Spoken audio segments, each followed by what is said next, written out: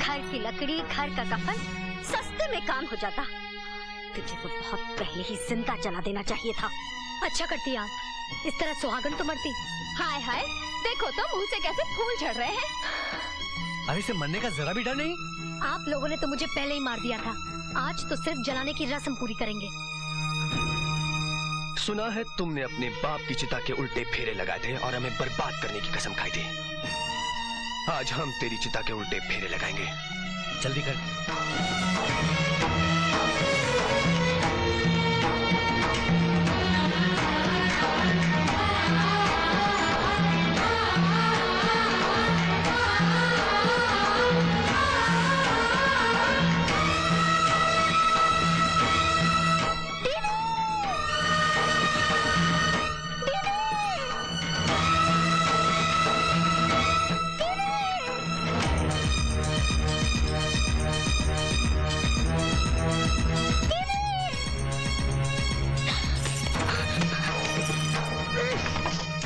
आगे हाथ जोड़ती हूँ, मेरी दीदी को मत मारिए। तेरी दीदी तेरे सामने मरेगी, समझे? मैं भी अपनी दीदी के साथ जान दे दूंगी। तू तो जिंदा रहेगी और मेरे पास रहेगी, मेरी रखेल बनकर। नहीं।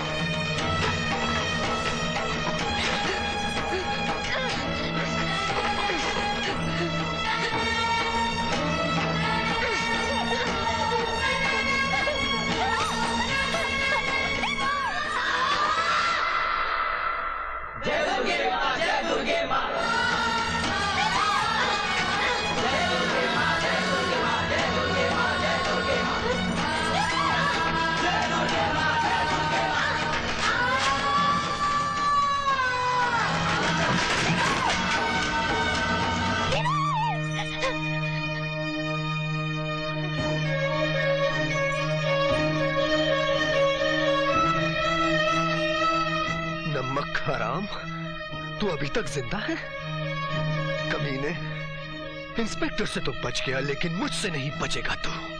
जाने भी दो छोटे चौधरी, बात आगे मत बढ़ाओ वरना ये गांव वाले कहेंगे कि आपके सामने नाचने वाला लौंडा आपका जीजा जी बन गया। हाँ।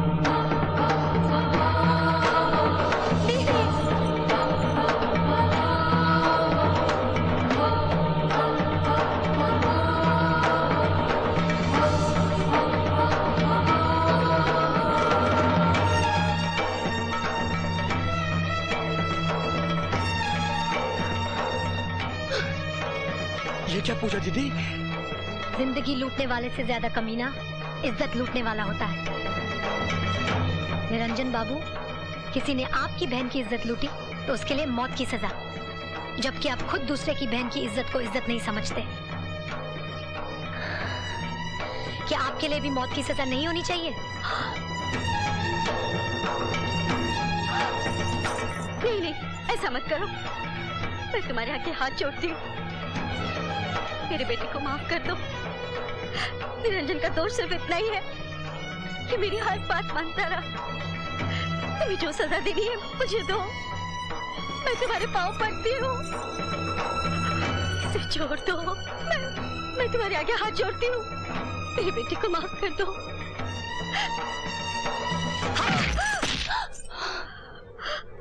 अब क्यों रो रही है? तू तो नागन है, तो फन मार कर खड़ी हो जा और डस ले मुझे, डस।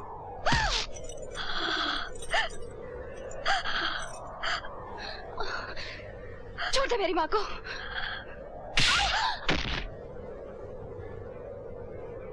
नहीं पूजा नहीं, हमें माफ कर दे, भगवान के लिए माफ कर दे।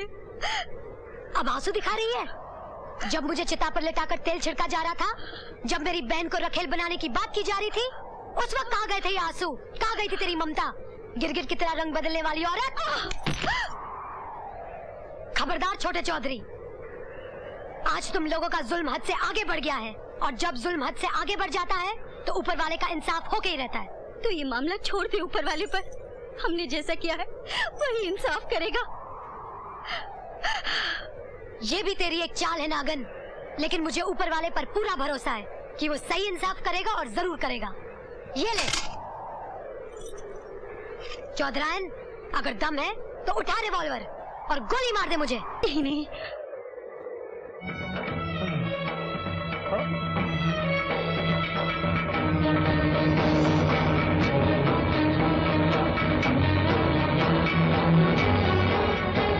रुक जाओ छोटे चौधरी, छोटे चौधरी रुक जाओ।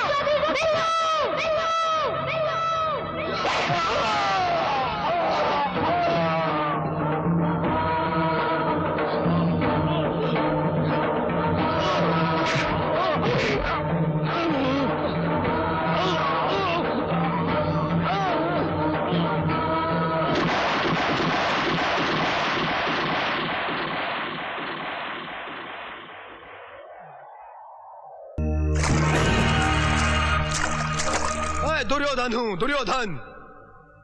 मैं कोई भी बाजी नहीं हारता। तुम लोग द्रौपदी को भली भांति पहचानते हो? हाँ भ्राताश्री, वही मनमोहनी गजकामनी,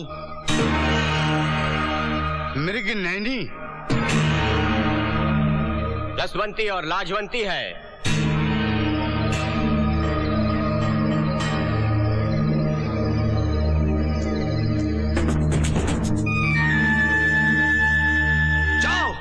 उसी द्रौपदी को शीघ्र ही प्रस्तुत करो। जो आज्ञा भ्राताश्री। अन्याय, ये घोर अन्याय है महाराज। आपको कुछ दिखाई दे रहा है महारानी? महाराज, माँ को वैसे भी बेटे की बुराई दिखाई नहीं देती। मुझे भी कुछ दिखाई नहीं दे रहा है। दुशासन, तुम शिथिल क्यों पड़ गए हो? जाओ आगे बढ़ो।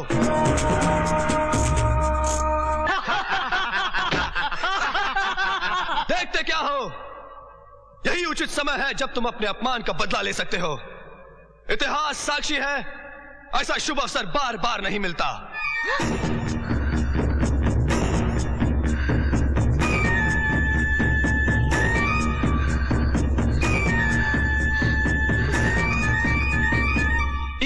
ये घोर अन्याय है। अन्याय करना भी कभी कभी न्याय है भीष्म पितामह। दुशासन, कहीं ऐसा ना हो कि शिकार हाथ से निकल जाए, वरना कहीं मुंह दिखाने के योग्य नहीं रह जाओगे। जिस कहानी का आरंभ किया है उसका अंत भी कर डालो। देखते क्या हो? उसके लंबे केश पकड़ लो, झटका देकर जमीन पर गिरा दो। सब भूल जाओ, सिर्फ वो क्षण याद रखो जब अपमान की धधकती हुई ज्वाला में तुम जले थे।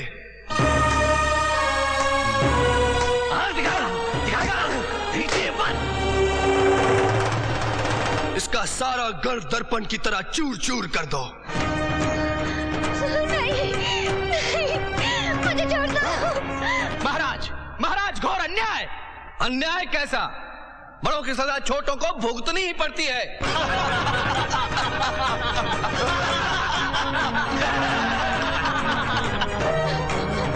महाराज, महाराज, हस्तिनापुर की मर्यादा लुट गई। कोई बात नहीं, लुट जाने दो। हस्तिनापुर तो बच गया।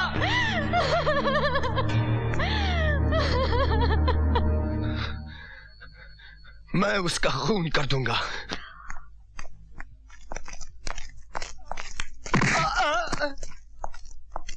इंस्पेक्टर साहब, कोई खास बात नहीं है।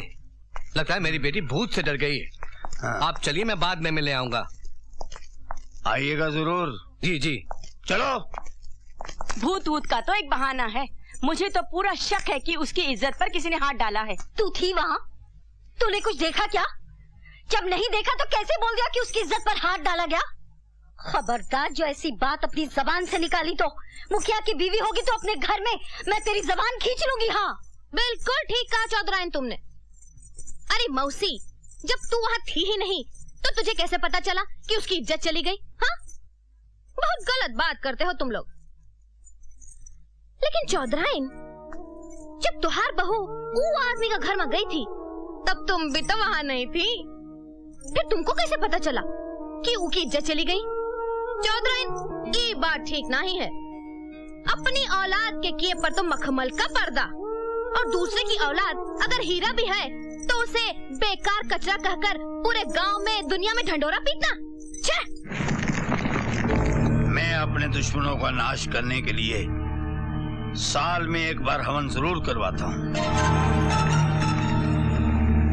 मैंने भी कसम खाई है कि बिल्लू की लाश देखने के बाद ही वंदना का चेहरा देखूंगा। सारे फसाद की जड़ तो है ये। हर बात घूम फिर कर मुझ पर ही क्यों चली आती है? इसलिए कि तुम्हारा ही फैसला था, नाटक द्रौपदी चीरहरण करेंगे। हो गया ना चीरहरण, और रोल भी करेंगे अंधे धृतराष्ट्र का। मैं पूछती हूँ, कुछ करोगे या अंधे बने रहोगे? अरे कुछ करना है इसलिए तो उनके पास आया हूँ। अरे ये क्या करेंगे? इनका तो हमसे ज्यादा बुरा हाल है। मेरा बुरा हाल है? वो कैसे? अरे मेरी बेटी का चीरहरण तो एक छक्के ने किया, मगर इनका चीरहरण तो एक 2 टके की छोकरी ने किया, वो भी पूरे गांव वालों के सामने, जबकि पुलिस की वर्दी भी पहने हुए थे। राम राम राम, उसने थप्पड़ भी मारा तो बहुत जोर का। मेरा नाम भी भीष्म है। उसी दिन मैंने भीष्म प्रतिज्ञा की कि मैं भी उससे बहुत ही भयानक बदला लूंगा। थानेदार साहब, बदला तो हमें भी लेना है उससे, और ऐसा बदला जिसमें आग भी होगी और धुआं भी। जैसे एक छक्का नहीं, कोई सुपरिटेंडेंट ऑफ पुलिस है। चल उतार। नहीं सर। उतार। नहीं सर। उतार।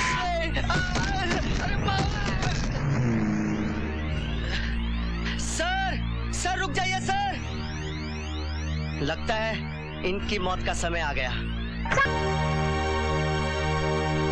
ये कबाब में हड्डा कहाँ से आ गया? बंद करो ये सब। काहे को बंद करे? अरे शादी ब्याह में आदमी नाचेगा गाएगा, नहीं तो क्या मातम करेगा? ए चंपा, चल बाजारी बजा। ज्यादा नाटक मत कर। मुझे मालूम है कि तू अंदर से क्या है और बाहर से क्या है। अब चल। देखो जी, धक्का मारो या मुक्का, जब तक कि पूजा दीदी मंदिर से नहीं आएगी हम कहीं नहीं जाने वाले। हाँ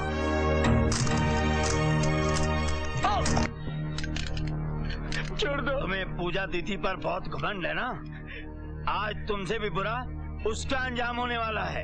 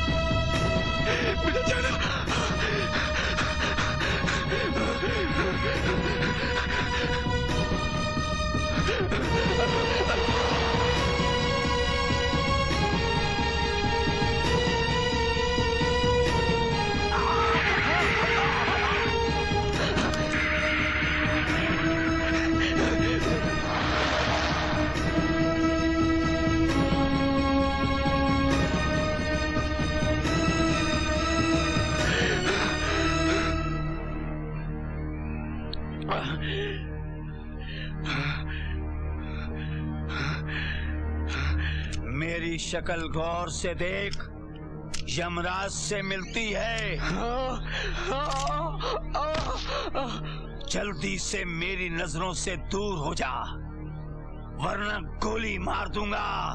जा।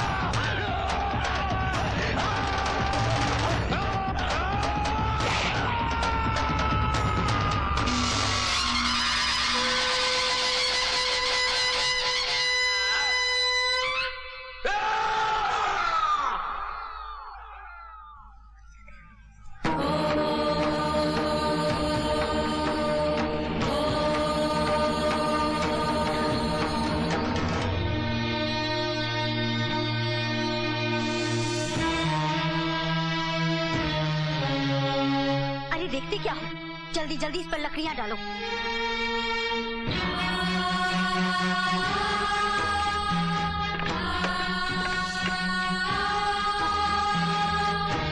अरे मेरा तो दिमाग खराब हो गया था जो तुझे तलाक दिलाने के चक्कर में उलझी रही।